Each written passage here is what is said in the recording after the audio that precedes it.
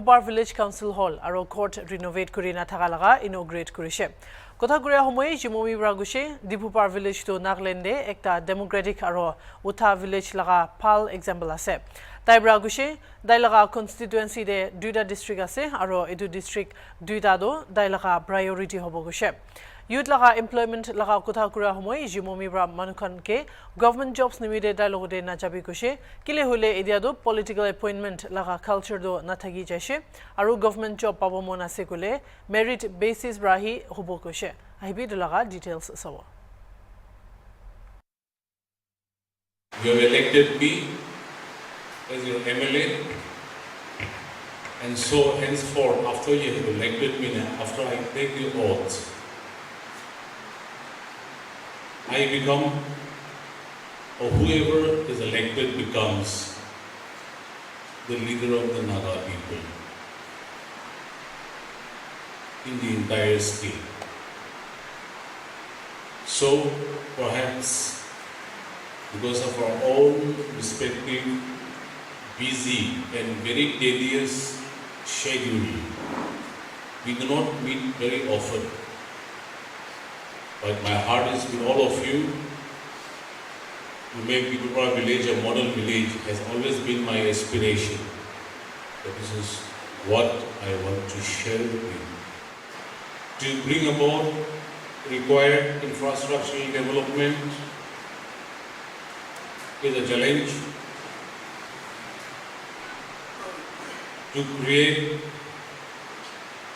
conducive atmosphere for economic development is a challenge for the state government.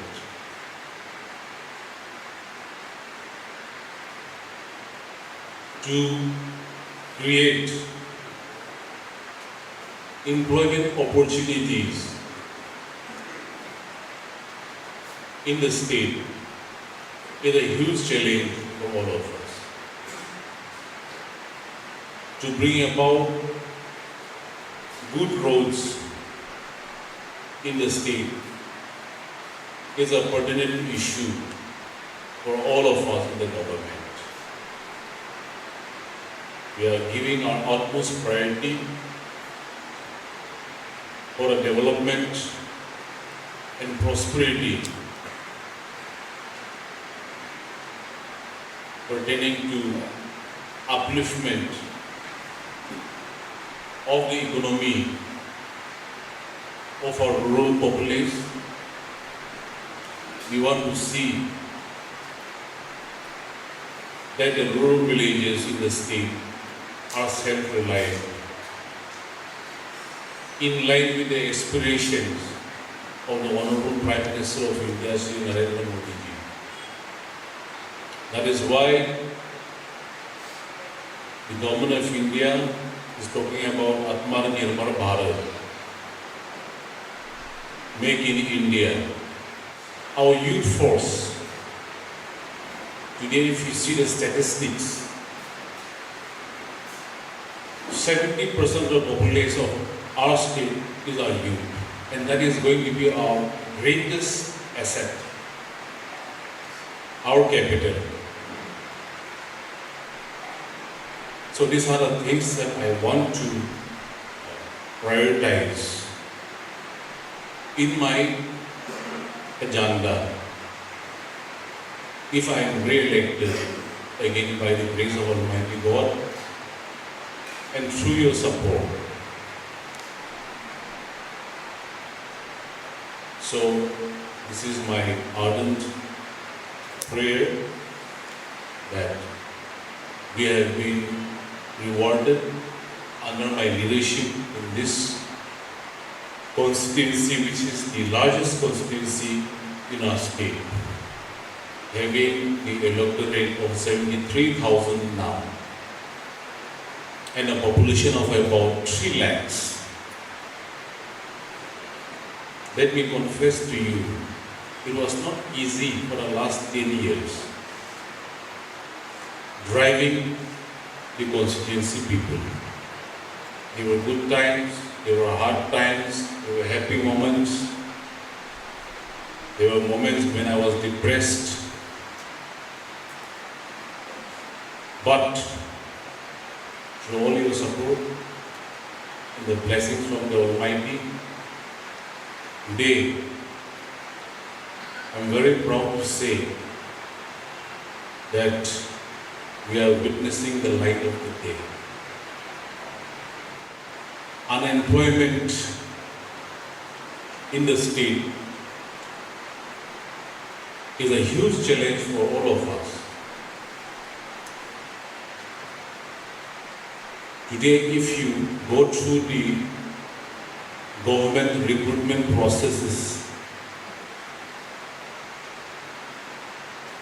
if you see the past history of how people were recruited,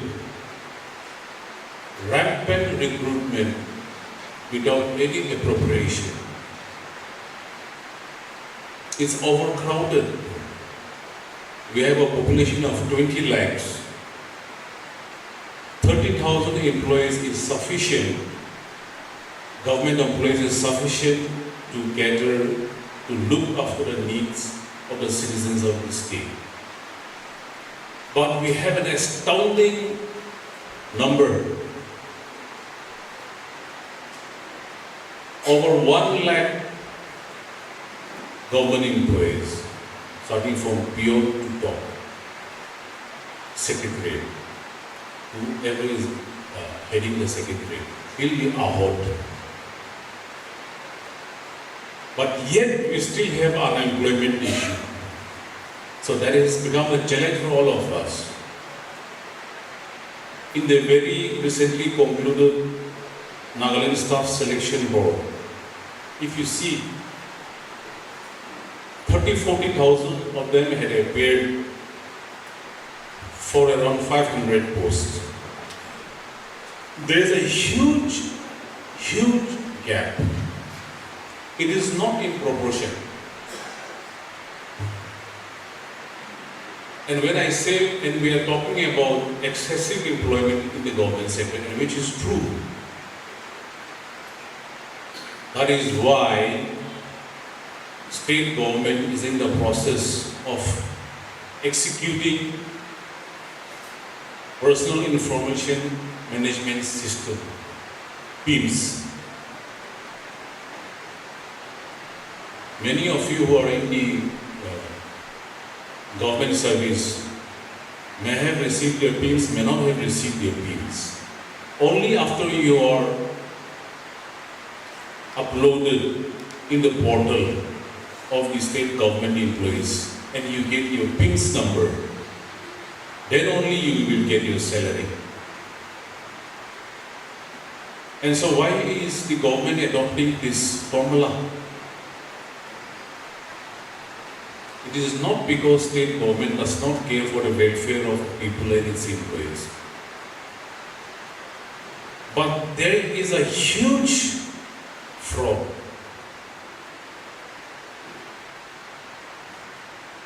So this purification process has been mandated by the state government. Nagas are fortunate today. We are very fortunate people. No Naga is landless. And if you don't have land, you are not a Naga. We have the capital. The land is our capital. So that should be our startup. So in this line, state government has worked out and have been discussing with financial institutions.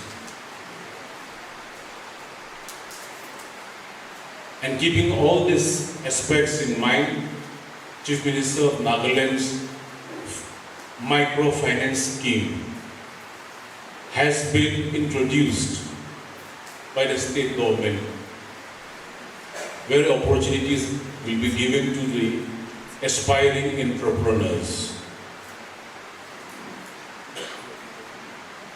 who wish to be a good businessman, who wants to be self-reliant, and contribute to the state and the country so that they become a contributor to the economy of the country as well, and not a liability to the governments. So there's a huge challenge for all of us.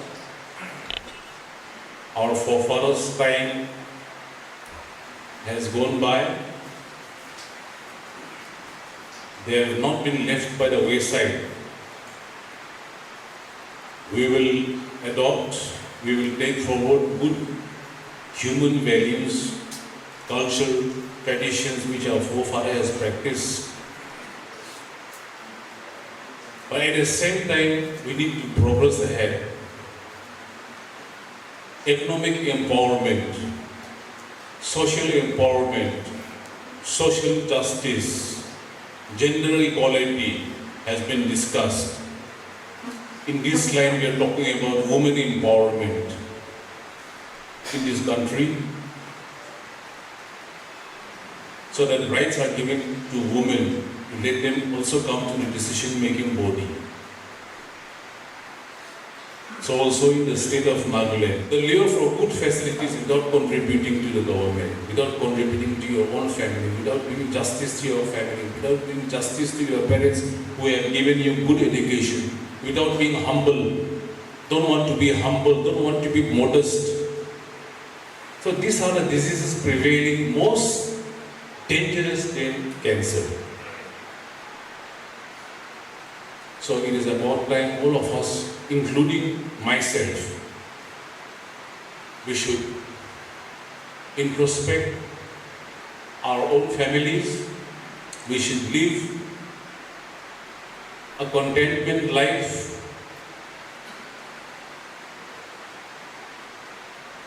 We should live a happy life. Does not necessarily mean I must have a big house to be happy. I must have good cars. I must have good bank balance. These things will not give peaceful sleep to us. I must have good food. These are all imaginary. Imagination is better than reality. So we all try to imagine all those goodies. But these things are not permanent. But living a respectful life, dignified life, cultured life, the social human values which our forefathers have practiced and passed down to the younger generation, respect for elders, respect, obedient to our parents, seeking Almighty God's blessing, the fear of the Lord. These are the only things which are which will unite our families.